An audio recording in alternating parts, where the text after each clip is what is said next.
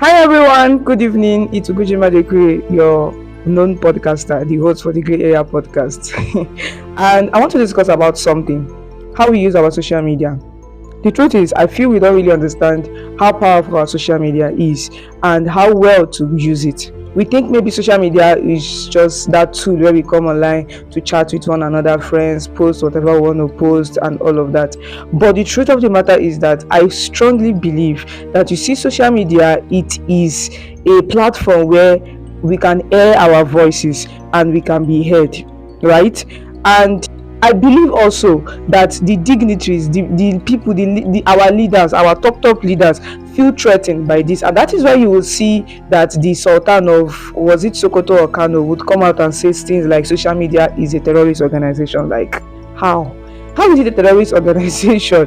Like, do you understand? That has to show you that psychologically they feel threatened. They feel like, oh more these people, if with the way we are seeing how the social media is going, if these people knows how to use this thing well, they would override us. You understand? They would be able to speak the truth, know the truth themselves, and they will override us. So they feel threatened. You know why they feel threatened? Because they don't want anybody to come out and say what they are, to review what they are doing, and they want to suppress us. That's the main goal. Because look at the case of Sunday Jackson that I discussed in my previous podcast show. You could see that Sunday Jackson, you see that case, that sentence that was passed concerning his matter, was to suppress people, was to make people. And that is why in the ending of my previous podcast, I encourage us not to be overwhelmed by what we see in the social media or by this story, because someone could hear this Sunday Jackson story and feel like, oh no, I cannot even defend myself again. They'll be scared. So if you are faced with an attacker or an intruder and you have to fight back normally, a normal human should do, defend yourself, you are now scared because you know that you remember, hey, Sunday Jackson fought for himself, defended himself, and now look at the kind of judgment that was passed concerning his matter. Now this brings me to talking about Very Dark Man. If you look at it well, the whole thing is linked, because when the Sultan said that, okay, so social media is a terrorist organization, well, it was indirectly and directly referring to Very Dark Man, because we all know. I noticed something when Very Dark Man was arrested, this recent arrest by the EFCC, where people came out and were like, oh, voice to the voiceless, oh, this that, but something stood out, and that was people repeating the same thing, voice to the voiceless. So if you look at the linkage, everything is all linked, in the sense that you will see that they were referring to Very Dark Man directly and indirectly, because he is a voice. He is someone who has the boldness, who is brave enough to come out and reveal the secrets, the things that are going underground that we don't know, or maybe we even know of it and we are ignorant of it, or maybe we even know of it and because we are too scared to come out and say it and stand for the truth and stand for justice. Because, oh, of course, we all know how it is in Nigeria. When you come out and say the truth, you'll be killed. You will just be silenced. Like, before people realize what's happening, they'll say, the person is dead though, how? Do you understand? So they felt threatened. The truth of the matter is that these our leaders, they know we know the truth, but they are threatened. Do you understand? They are threatened. If truly what they are doing is right, haven't you thought about it, that why is it that when somebody comes out to say the truth, they kill the person, or they arrest the person, or they do everything possible in their power to silence that person? Why do you think so? Isn't it because they know that we know the truth and they are scared?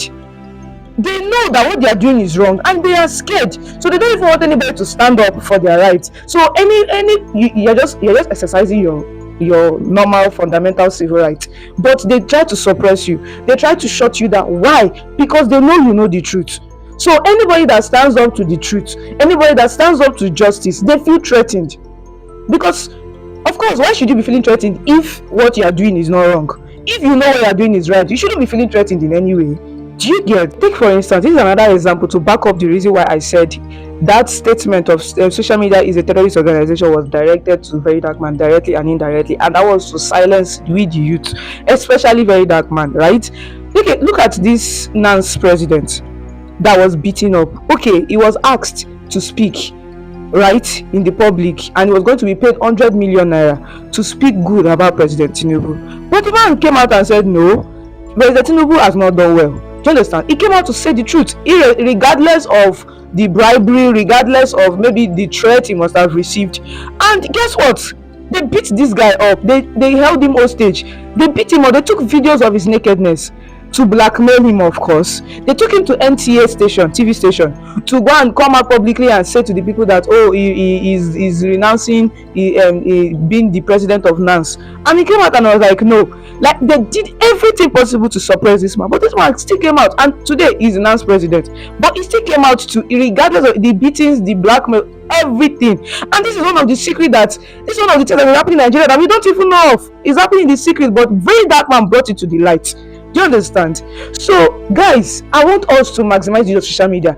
I believe leaving this responsibility to Very Dark Man alone is not enough. One person cannot. Yes, he has done a lot of impact, obvious impact that we all see, we are benefited from directly or indirectly, but let's not leave it alone for Very Dark Man. Only one person cannot do this thing. Imagine if, I'm not even expecting all Nigerian, but an average Nigerian doing this thing, coming out to speak boldly, to speak the truth, to reveal the truth, to reveal justice, to stand for justice. Imagine how this country will be like. I'm sure this country will not be like this. But you know, I discussed this thing in my season one of my shows in season 1, and I said that, you know, the other time where there was a protest in the country where they even blocked airport and all of that, I came out to speak and I was like, you know, we are all fond of, in our closet, we'll be talking, this government is bullshit, this government is that, this man should do like this, do like, but if they give you mic now to come and talk, you will talk nonsense. You will say the government, I love live long. Like, I don't get it. Why are we a shadow of who we are, of our true self, or of our true belief, when we are given the opportunity or a platform to speak the truth? No. I want us to voice out. I want us to stand for justice. I want us not to be overwhelmed by whatever the government or our leaders are trying to do in suppressing us, but let's all stand for the truth. Let's all stand for justice, and let's all speak with one voice. Thank you so much, everyone, and bye.